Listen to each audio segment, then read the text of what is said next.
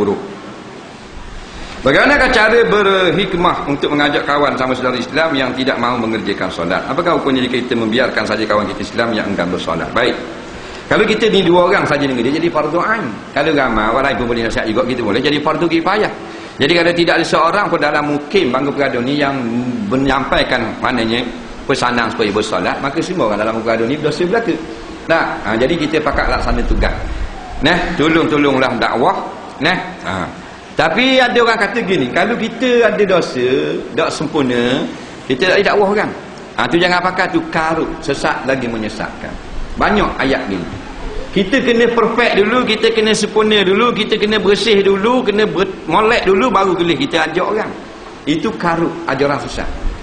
Dalam Islam tak nanti gitu. Kita tengah buat dosa pun kita kena suruh orang buat baik.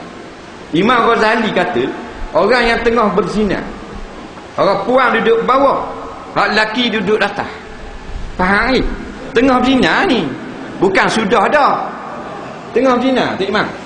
Faham tak? Lalu seorang perempuan di depan dia, tengah berzina, lalu orang puan tidak memakai tudung. Takkan tudung. Soalannya wajib tak laki-laki ini nak menyuruh perempuan itu memakai tudung? Jawabnya wajib. Dia tengah berzina, wajib juga. Pakai tudung tak baik Dia puing. Faham tak? Tu nak khabar tu ulama. Kita mari pula, kita kalau ada buat dosa jangan suruh orang buat baik, tak boleh. Dah siapa dah buat dosa? Yang dah buat dosa 2 golongan, para nabi dan para rasul. Hal lain dosa belaka. Nampak? Tok guru buat dosa, tapi tok guru tak main api kuda jangan motor, pasal lain kan. Tok imam dosa juga. Takut bini. Tok bila dak negornya orang belah rumah kadang-kadang. Mana sabar dengan dosa dia. Tak ada orang dah buat dosa. Dalam ni semua ada dosa ni. Siapa tak ada dosa, Cik Bangun? Ada seorang dia jubah hitam paling banyak dosa. Kita dah ada kita paling banyak. Mudah kenal aku. Aku tahu dosa banyak. Jadi nanti jangan kita terpedaya dengan kata nanti kita bersih dulu baru suruh. Tak, dalam kita buat dosa kita bertaubat. Dalam kita lara pun kita kena suruh orang.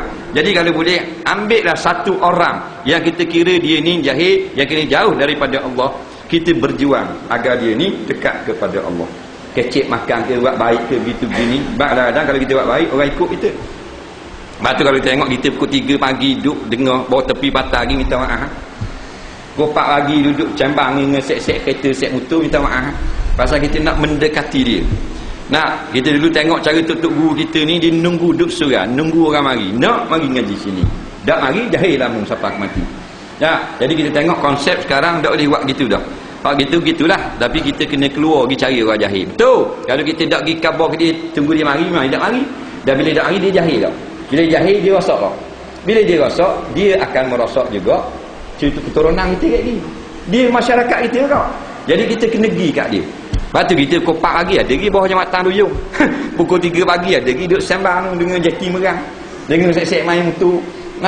Pukul mana Kuala Lumpur malam orang countdown ada pergi kita kat KLCC. Mulai-mulai ada pasal apa? Tapi alhamdulillah Tuhan beri kejayaan yang begitu banyak. Siapa dalam maknanya CD yang ada dalam handphone Minah Rempit. Minah Rempit. Rambut kuning pusat jelek, ada CD kita buat dalam video klip. Nampak? Saya tegur kita, Ustaz Azhar. Kita, ya? Dah kenal mana? Saya selalu dengar. Orang Kuala Lumpur. Nampak? Bubuh dalam handset. Mana dia tak berubah tu hal dia, tapi sekarangnya disapa agama di dalam handset dia. Nampak tak? Baru ni kat Mesremo, tak pakai tudung freehand, 3 orang puan. Orang luar ke, dia mari bercuti ke Terengganu. Kita berhenti daripada kuliah di Limbong tu. Lalu balik berhenti sama situ Mesremo, beli buah tangan budak-budak. Dia nak ambil gambar puan, tak freehand. Atas padam dah hari ni.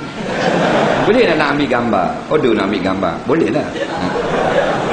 Kita pun duduk tepi ni, dia pun mari kapit duduk tengah. Padam dah lah. Aku terberat dah ini jadi akhir hai dah aku ni. Lah kita lari tepi tak lihat. Saya duduk tengah kena duduk tepi, kita duduk jauh sikit, apik dekat, jauh sikit, apik dekat. Dah ambil dah harga-harga. Perlu hak kita ni, perlu. Bukan perlu arak. Perlu gerang. Jadilah tu nak cerita. Dengar mana dia kata dia bumak terus kita punya ceramah-ceramah dalam YouTube, disipang belaka, dengar semua. Dan di universiti, di kolej menjadi tontonan ramai. Puak-puak hak muda-mudi ni, hak jenis perihal apa semua. Jadi sekurang-kurangnya berjaya dah bila dia diminat sampai agama. Ikut dah ikut, anak Nabi Nuh dah ikut Nabi. Ayah Nabi dah, anak dah ikut juga. Tapi sekurang-kurangnya bila kita sampaikan cerita-cerita Islam, duduk pada tangan mereka lebih baik daripada dok sapa rasul.